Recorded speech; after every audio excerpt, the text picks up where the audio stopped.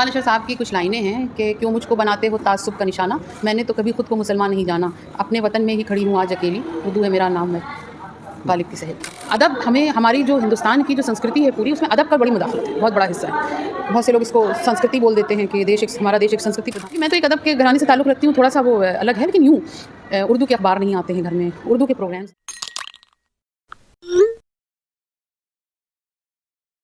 बात ज़बान की हो रही हो तो ये ज़बान उर्दू और हिंदी ज़बान का जो भी झगड़ा है वो समाजी से ज़्यादा सियासी है।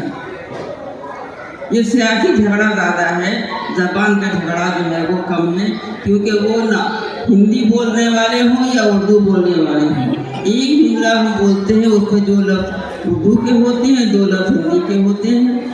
और ये ज़बान हिंदुस्तान की ज़बान है। उर्दू ज़बान को अगर ये अपनी ज़बान कह के, अपने मुल्क की ज़बान कह के कबूल कर लिया जाए अगर, तो कहीं से कोई दुश्मनी, कहीं से कोई मुनाफिकत की बात निकलती ही नहीं है। बात चूँकि सियासी पस मंज़र है इसका, और एक दुश्मनी और नफरत भरी जो है सियासत चल रही है मुल्क में, लिहाजा ज़बान भी उससे जो है मुतासिर हो रही है। तो हम तो यही कहेंगे कि ज़बानों में कोई फ़र्क नहीं है, ये फ़र्क इतना महीन है, बल्कि मैंने लिखा है जगह हिंदी में कि ये अंतर्विहीन है। ये दोनों ज़बानें जो हैं वो अंतर्विहीन, इनमें कोई अंतर नहीं।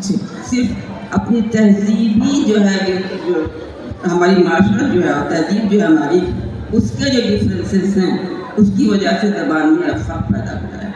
वो हमारी यहाँ पर बनी, मतलब यहीं हिंदुस्तान में पैदा हुई, यहीं पली बढ़ी, ये दोनों सगी बहनें हैं, हिंदी और उर्दू। इनमें हम लोग तफक्का कर ही नहीं सकते, फर्क करना बड़ा मुश्किल। इंसान ने अपने आप को एक्सप्रेस करना शुरू किया तो भाषाएं वजूद में आई। तो ये अलग अलग रीजन की अलग अलग होती हैं, और जहाँ कनेक्टिविटी पाई जाती है वहाँ अल्फाज मिलते जुलते आते हैं। तो मुझे लगता है कि ज़बानों को सीखने की कोशिश करनी चाहिए। जो ज़बानें ख़त्म हो रही हैं उनको महफूज करने की, उनकी बका की कोशिश की जानी चाहिए, ताकि हम एक दूसरे को जान सकेंगे, क्योंकि ये एक्सप्रेस करने का ज़रिया है। और जो ज़रिए को जितनी खूबसूरती से हम इस्तेमाल कर सकते हैं, तो हमें कंस्ट्रक्टिव वे में सोचना चाहिए, तो ऐसी नेगेटिव बातें नहीं करनी चाहिए। तो कनेक्टिव मतलब कंस्ट्रक्टिव बातें होनी चाहिए। आप जो है वो लैंग्वेज को समझने की कोशिश कीजिए दूसरे की, तभी हम दूसरे के कल्चर को, इंसानों को बेहतर तरीके से समझ पाएंगे।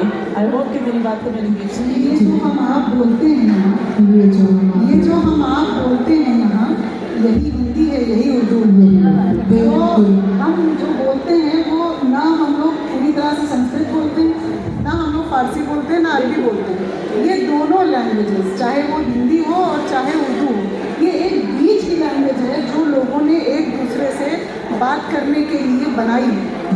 उर्दू में सिर्फ इतना सा फर्क है कि उसमें हिंदी के भी लफ्ज़ हैं, संस्कृत के भी लफ्ज़ हैं, तो उसमें कुछ अरबी के और फारसी के भी। इसी तरह हिंदी में भी बहुत से अरबी फारसी के लफ्ज़ हैं जो इस्तेमाल किए जाते हैं। तो हम, और लैंग्वेज जैसे आपने कहा कि मज़हब का वो नहीं है, लैंग्वेज लोगों के एक दूसरे से बात करने कम्युनिकेशन का जरिया है।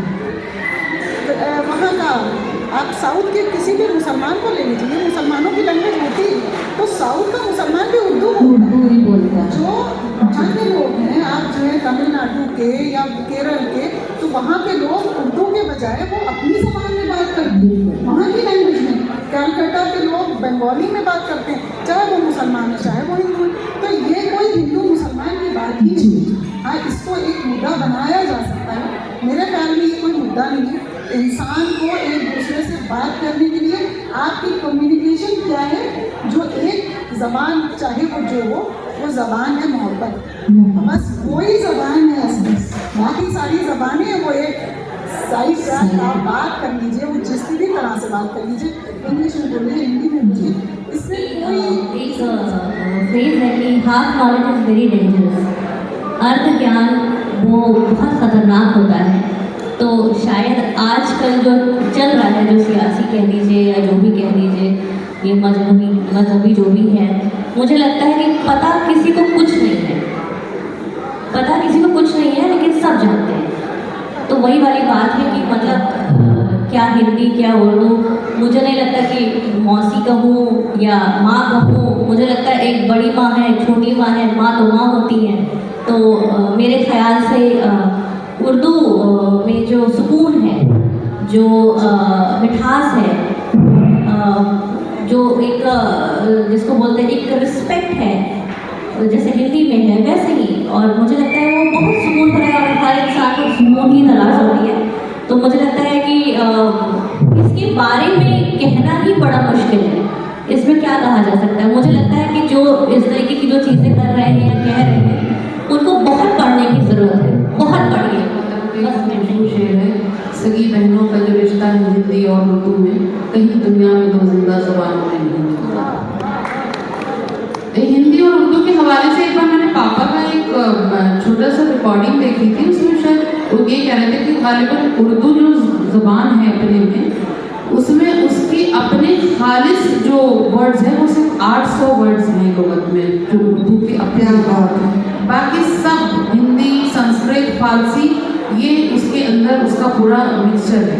तो मुझे लगता है जो लोग हिंदुस्तान में उर्दू को सीधे सीधे किसी एक तबके से या एक धर्म से जोड़ देते हैं, ये गलत फहमी है। इससे अच्छा मिक्सचर तो कहीं मिल ही नहीं सकता। हमारे देश की संस्कृति, कल्चर जो हम सब मिल करके जंगी तहजीब के उसमें रहते हैं, वो उर्दू भी उसकी एक बहुत बड़ी शिनाख्त और तस्वीर है मुझे लगता है। और ये बात सही कही अभी हमारी सदर मोहतरम सलमा हिजाब साहिबा ने भी कि इसको सियासत में ज़्यादा टूल दिया, सियासी कर दिया गया। और उसकी भी मुझे जो वजह मुझे अपनी पर्सनल लगती है वो यूँ लगती है कि जो वोकैबुलरी है उर्दू की, वो उसने मुसलमानों को ज़्यादा अट्रैक्ट किया था, क्योंकि जो अरबी में शीन और काफ हमारे जो वर्ड्स हैं वो उर्दू में ज़्यादा है बनिस्बत हिंदी की, तो इस्तेमाल में ज़्यादा आने लगी होगी। कुरान का तर्जुमा भी उर्दू में होने लगा।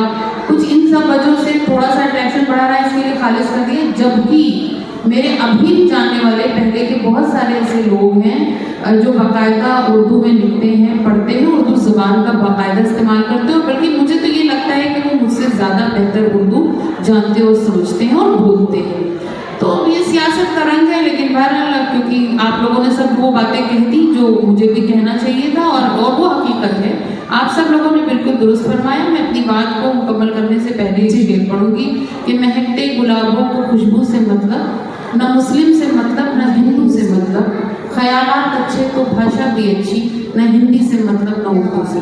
बहुत सुंदर सुनिए राना जी, और बहुत छोटी सी, क्योंकि हमारी सारी बहनों ने वो बातें बता दी हैं कि मुझे कुछ भी बताने की ज़रूरत नहीं है। बस एक बात मुझे बहुत अखर रही थी सुनने के बाद, जो बातें भी 3-4 दिन से ज़ुबान के ऊपर, उर्दू के ऊपर हो रही हैं, तो मैंने सोचा कि एक अच्छी बात ये कही जा सकती थी उनकी तरफ से कि बचपन में सबको याद होगा कि हम लोग संस्कृत पढ़ते थे और हमें वो बिल्कुल अच्छी नहीं लगती थी, और वो याद भी नहीं होती थी, क्योंकि हमारे कोर्स में थी, हमें पास होना होता था। हम आर्ट साइड के थे तो हमें पास होना होता था उसमें, तो हमने संस्कृत रो रो के पढ़ी है।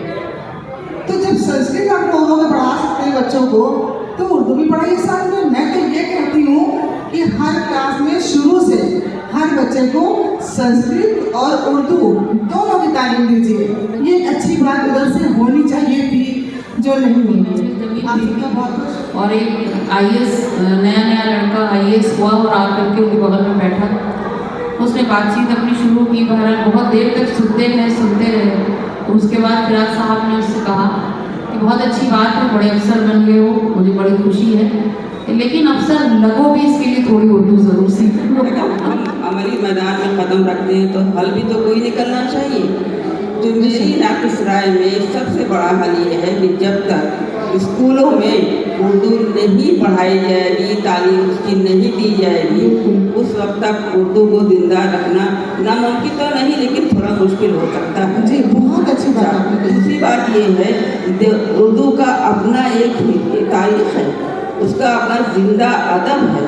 तो अगर हम हिंदी लिटरेचर पढ़ सकते हैं, इंग्लिश लिटरेचर पढ़ सकते हैं, तो हमें उर्दू लिटरेचर को भी तमाम मज़ामीन के पहले जगह देनी चाहिए। जो ऑप्ट करना चाहे, लेना चाहे ले, लेकिन इसमें कोई हकीकत दो राय नहीं है कि बहुत कम लोग ऐसे हैं। हम उर्दू को दिल में जिंदा रख सकते हैं, उर्दू को दिल से निकाल के दूसरों तक दिमाग में नहीं डाल सकते। तो लिहाजा हमको तालीम कहाँ से मिलेगी? स्कूल से मिलेगी। हम सबको कोशिश करें करनी चाहिए कि उर्दू स्कूल में पढ़ाई जाए। इस वक्त मुझे बहुत ही खुशी हो रही है कि बात फिर दोहरा रहे हैं। एक मरतबा ये उर्दू की प्रॉब्लम की अभी बात कह चुके थे। उर्दू की इल्म के बगैर ना तो बंदा इंग्लिश सीख सकता है और ना सही हिंदी बोल सकता है। जी है ना? जी बिल्कुल। ज़बान में एक तहजीब है, उस तहजीब को जो है फॉलो करना जो है बहुत ज़रूरी होता है। लिहाजा तालीम जो है वो हिंदी के साथ साथ उर्दू की भी दी जाए और ये एक ऑप्शनल मजमून की हैसियत से मुकम्मल मजमून की हैसियत निसाब में शामिल किया जाए। हम सबको इसकी डिमांड अपने अपने लेवल पर करनी चाहिए। आपने बड़ा अच्छा हल बताया और यही हल इसका हो सकता है, क्योंकि मुश्किलें तो आती जाती रहती हैं, उन मुश्किलों का हल निकालना बहुत ज़रूरी है और उस हल पर काम भी होना चाहिए। बहुत अच्छी बात। अजरा नज़्म हमारे बीच में है, उर्दू की बहुत चाहने वाली हैं। दो वो खुद भी करने लगेंगे मोहब्बत। वो भी मोहब्बत करेंगे, वो जानते ही नहीं कि उर्दू है क्या। जी और आपने जैसे कहा है कि नॉलेज नहीं है उनको, बस इतना ही कहूँगी कि उनको किसी चीज़ की वही इंसान ऐसी बात कर सकता है जिसको पता ही नहीं कि उर्दू क्या चीज़ है। जी तो और जो जानता है वो उर्दू को कभी भूल ही नहीं सकता, कभी छोड़ नहीं सकता।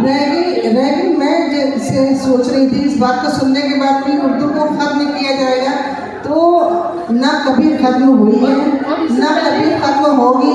और जो एक तबका आ रहा है उस तरफ से, मैं उनकी बात अगर यहाँ पर रखूँ जो सच्चाई है तो वो कविता से निकल के गज़ल की तरफ आ रहे हैं। और जब वो गज़ल सुनाने खड़े होते हैं, मैंने परसों नरसों एक लड़के का वीडियो जब देखा तो तलफ़ुज़ की ऐसी तैसी थी एकदम, लेकिन वो गज़ल कह रहे थे। तो जब वो, मुझे तो शुक्रिया कहना है ऐसे लोगों को, मोहब्बत तो कम से कम करने के लिए आ रहे हैं हमारे पास, हमारी ज़ुबान सीखने तो आ रहे हैं, तो ये ज़ुबान उनकी भी हो जाएगी। जो सीखेगा ज़ुबान उसकी होती है, ज़ुबान कभी खत्म नहीं होती।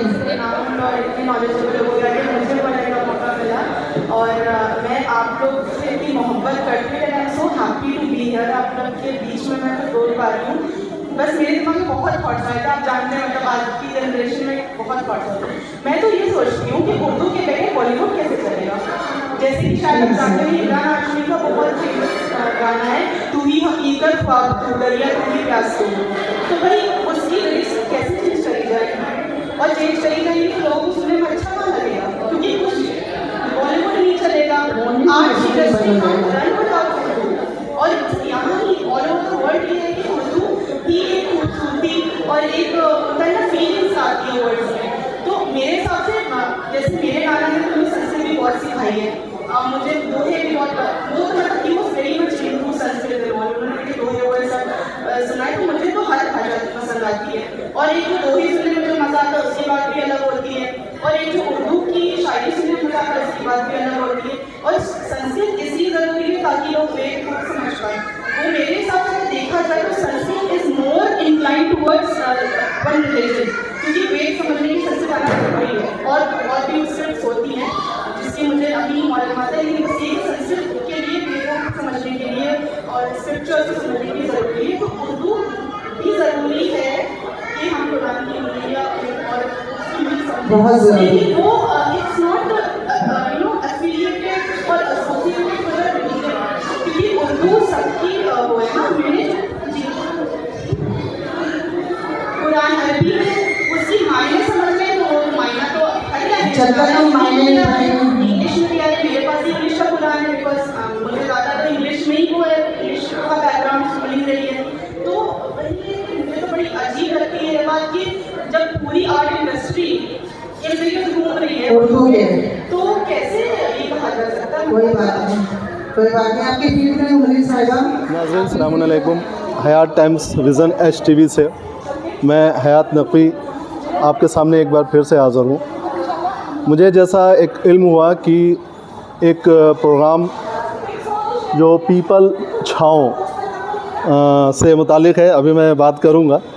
तो उसमें एक सिलसिले अदब का एक प्रोग्राम था जो आज यहाँ पर हुआ। तो उसी सिलसिले में मेरी मुलाकात सुमैया राना जी से हुई। ये तारीफ़ की मोहताज नहीं है, आप सभी लोग उनको जानते हैं। और ये उर्दू की ज़बान, दो बहनें हैं सगी, हिंदी और उर्दू। एक गिरती है तो दूसरी संभालती है, दूसरी गिरती है तो पहली संभालती है। ये प्रोग्राम जो अभी हो रहा है, आज आप देखेंगे अभी हमारे इस प्रोग्राम में, इस सिलसिला अदब का। तो इसमें आइए हम बात करते हैं मुहतरमा सुमैया राना साहिबा से। बहुत अच्छा प्रोग्राम रहा आज आपका, मैंने देखा है यहाँ पर। तो आप पीपल छाँव की प्रेसिडेंट हैं, तो मैं सबसे पहले चाहूँगा कि आप नाज़रीन को ये बताएं कि पीपल छाँव एक्चुअली ये क्या है। एक्चुअली एक ऐसी फ़र्म बनाना हम चाहते थे, पापा की ज़िंदगी की ही बात है, कि जिसके तले तमाम तरह के ऐसे काम किए जा सकें, लोगों की मदद हो और इस तरीके के सांस्कृतिक कार्यक्रम हो, अदब और गज़लों की महफ़िल हो। तो उसके लिए एक नाम की खोज चल रही थी। उसी बीच जब पापा से इस बात का डिस्कशन हुआ, और जाहिर सी बात है जब तक वो हयात रहे उनके डिस्कशन के बिना तो कोई काम नहीं हो सकता था, तो ये डिस्कशन हुआ कि इसका क्या नाम रखा जा सकता है। तो उन्होंने बिल्कुल इस बात को कहा कि पीपल छाँव, उनकी किताब भी है दूसरी कि पीपल छाँव रख दें नाम उसका। तो और ये एक हिंदुस्तानियत की पहचान भी है। पीपल एक बहुत ही डिवाइन ट्री माना जाता है, तो हम लोगों ने उसका नाम पीपल छाँव रख दिया। और उसके अंदर तमाम ऐसे काम जो चाहे लोगों की मदद के लिए किए जा रहे हों, चाहे अदब के सिलसिले को आगे बढ़ाने के लिए चाह रहे हों, चाहे उर्दू हिंदी ज़बान की रखवाली के लिए और उसके फ़रोग़ के लिए काम किया जाना हो, इस काम को हम लोग कर रहे हैं। और इसी सिलसिले को आगे बढ़ाने के लिए एक प्रोग्राम चलाया गया, साजिदा बाजी ने शुरू किया, अदब सिलसिला अदब का, और उसी की आज पहली नशिस्त यहाँ शिरोज़ कैफ़े में थी। तो ये जो सिलसिला अदब का है, तो ये सिलसिला अदब की मीनिंग से क्या, अदब क्या है?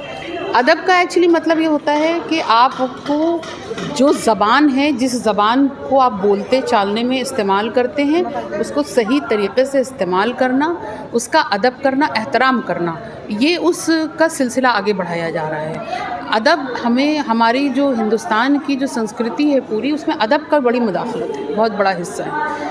बहुत से लोग इसको संस्कृति बोल देते हैं कि हमारा देश एक संस्कृति प्रधान देश है। व्हाट इज़ संस्कृति?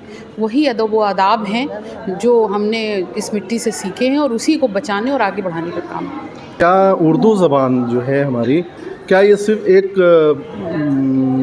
एक ही तबके की होकर के रह गई है? और हम तो जहाँ तक हमने सुना है कि हमारे पुराने बहुत से ऐसे लोग गुज़रे हैं कि जिन्होंने उर्दू में ही पूरी किताबें लिखी हैं, उर्दू पे ही वर्क किया है, फ़ारसी पे वर्क किया है, सब कुछ।